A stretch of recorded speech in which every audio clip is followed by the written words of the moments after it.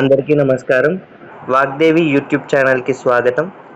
మనం fourth class ఈవీఎస్‌లో భాగంగా important points అయితే చెప్పుకుంటున్నాము. సో, దానిలో భాగంగానే మరికొన్ని ఇంపార్టెంట్ పాయింట్స్ అయితే ఈరోజు చూద్దాము ఫోర్త్ క్లాస్ ఈవీఎస్ నుండి. అన్నీ కూడా టెక్స్ట్ బుక్ నుండి తీసి ఇంపార్టెంట్ పాయింట్స్ తీసి రాసినవి. సో, ఇప్పుడు ఉపయోగపడొచ్చు. లాస్ట్‌లో ఎగ్జామ్ అప్పుడు రివిజన్ అప్పుడు కూడా చాలా ఉపయోగపడతాయి. టెక్స్ట్ బుక్‌తో పాటు ఇవి కూడా చదివితే టెట్ ఆర్ డిఎస్లో రావడానికి అవకాశం ఉంది. Important points. సో ఇక్కడ ఈరోజు హుస్సేన్ సాగర్ ఎక్కడ ఉంది? హైదరాబాద్లో. 1562లో హజరత్ హుస్సేన్ షావలి నిర్మించాడు. ఈ క్వశ్చన్ అడగవచ్చు.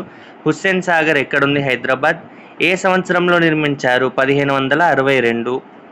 ఎవరు నిర్మించారు అంటే హజరత్ హుస్సేన్ షావలి. ప్రతి క్వశ్చన్ ప్రతి పాయింట్ కూడా ఇంపార్టెంట్. ఇక్కడ హుస్సేన్ సాగర్ ఒడ్డున ఉన్న హైదరాబాద్ సికింద్రాబాద్లను కలుపుతూ ఉన్న దాని కట్టను 1946లో పెద్ద రోడ్డుగా మార్చారు. దాన్నే ట్యాంక్ బండ్ అంటారు. ఈ పాయింట్ కూడా ఇంపార్టెంట్. పేరు ఏమంటారు? Tank bund. ఎప్పుడు పెద్ద రోడ్డుగా మార్చారు అంటే 1946లో. ఇదన్నీ కూడా ఇంపార్టెంట్ ఇక్కడ. అలాగే హుస్సేన్ సాగర్ 5.7 చదరపు కిలోమీటర్ల విస్తీర్ణం, 32 అడుగుల లోతు ఉంటుంది. ఇప్పుడు చాలా వరకు కూడా కుంచుకుపోయింది. ఈ పాయింట్ కూడా ఇంపార్టెంట్. ఏంటంటే హుస్సేన్ సాగర్ ఎన్ని చదరపు కిలోమీటర్ల విస్తీర్ణం ఉంది అంటే 5.7 చదరపు కిలోమీటర్లు. 5.7 చదరపు కిలోమీటర్లు విస్తీర్ణం. ఎంత లోతు ఉంది అడగవచ్చు. ఎన్ని అడుగుల లోతు అంటే 32 అడుగుల లోతు వరకు ఉంది. కానీ ఇప్పుడు చాలా వరకు కూడా కుంచుకుపోయింది. తర్వాత పాయింట్ చూద్దాం. ఉస్మాన్ సాగర్, దాన్ని గండిపేట చెరువు అని కూడా అంటారు. దీన్ని మూసీ నది ఉపనది పైన నిర్మించారు. ఏ నది ఉపనది పైన నిర్మించారంటే మూసీ నది ఉపనది పైన. ఉస్మాన్ సాగర్, గండిపేట చెరువు రెండు కూడా ఒకటే. మూసీ నది ఉపనది పైన అయితే నిర్మించడం జరిగింది. తర్వాత పాయింట్ చూద్దాం. రాజస్థాన్ రాష్ట్రంలోని ఉదయపూర్ని సరస్సుల నగరం అంటారు. సో ఇక్కడ అడగవచ్చు, ఉదయపూర్ని ఏమని అంటారు అని కూడా అడగవచ్చు. సరస్సుల నగరం లేదా సరస్సుల నగరం అని దేనిని అంటారు? ఏ గ్రామాన్ని లేదా ఏ ఊరిని అంటారని కూడా అడగవచ్చు. ఏ సిటీని అంటారంటే ఉదయపూర్ని సరస్సుల నగరం అంటారు. ఉదయపూర్ ఏ రాష్ట్రంలో ఉంది? రాజస్థాన్ రాష్ట్రంలో ఉంది. పిచోలా సరస్సు 1362లో బంజారాల ద్వారా నిర్మించబడి తర్వాత మహారాజా ఉదయ్ సింగ్తో అభివృద్ధి పరచబడింది. మనం గుర్తుంచుకోవాలి. పిచోలా సరస్సు ఏ సంవత్సరం అంటే 1362లో నిర్మించబడింది. ఈ పాయింట్ ఇంపార్టెంట్. తర్వాత ఎవరి చేత నిర్మించబడిందంటే బంజారాలు. ఓకే, 1362లో బంజారాల ద్వారా.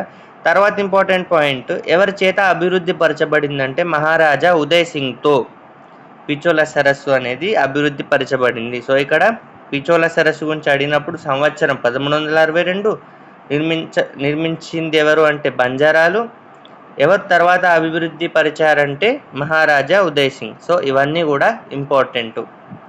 తర్వాత చూస్తే మన రాష్ట్రంలో రైళ్లను దక్షిణ మధ్య రైల్వే సంస్థ నిర్వహిస్తుంది. ఈ క్వశ్చన్ కూడా అడగవచ్చు. మన రాష్ట్రంలో ఎవరు రైళ్లను నిర్వహిస్తారు అంటే దక్షిణ మధ్య రైల్వే సంస్థ. తర్వాత చూస్తే గిరిజన ప్రదర్శనశాల ఎక్కడుంది అనే క్వశ్చన్ అడగవచ్చు. గిరిజన ప్రదర్శనశాల ఎక్కడుందంటే శ్రీశైలం. పాయింట్ కూడా గుర్తుపెట్టుకోవాలి. చైల్డ్ లైన్ నెంబర్ అడగచ్చు. చైల్డ్ లైన్ నెంబర్ కూడా ఇంపార్టెంట్, 1098. ఈ పాయింట్ కూడా ఇంపార్టెంట్. 1098 అంటే చైల్డ్ లైన్ నెంబర్. 1098. తర్వాత చూస్తే సారనాథ్ స్తూపం ఎవరు నిర్మించారు అంటే అశోకుడు సారనాథ్ స్తూపం అయితే నిర్మించాడు. అతి ప్రాచీనమైనటువంటిది ఉత్తరప్రదేశ్లోని వారణాసి దగ్గర ఉన్న సారనాథ్లో ఉంది. ఎక్కడ ఉంది సారనాథ్ స్తూపం అంటే ఉత్తరప్రదేశ్లోని వారణాసి దగ్గర ఉన్న సారనాథ్లో అయితే ఉంది. ఎవరు నిర్మించారంటే అశోకుడు. అతి ప్రాచీనమైనటువంటిది. సో ఇవన్నీ కూడా గుర్తుంచుకోవాలి. ప్రతి పాయింట్ కూడా ఇంపార్టెంట్. ఎందుకంటే టెట్లో డిఎస్సి ఇలానే అడుగుతారు. ఒక పాయింట్ తీసుకొని 4 ఆప్షన్స్ ఇచ్చి, సో కాబట్టి మన ఇయర్స్ కానివ్వండి, ఎవరు నిర్మించారు, లేకపోతే ఎక్కడుంది, ఇవన్నీ కూడా ఇంపార్టెంట్. ప్రతి మార్క్ కూడా హాఫ్ మార్క్ కూడా మనకు టెట్లో కానీ డిఎస్లో ప్రతి క్వశ్చన్ కూడా చాలా ఇంపార్టెంట్. సో హాఫ్ పాయింట్తో ఇంకా తక్కువతో జాబ్స్ కూడా వెళ్తాయి కాబట్టి ప్రతి పాయింట్ కూడా గుర్తుంచుకుంటే మనకు ఎగ్జామ్ టైంలో చాలా ఉపయోగపడుతుంది.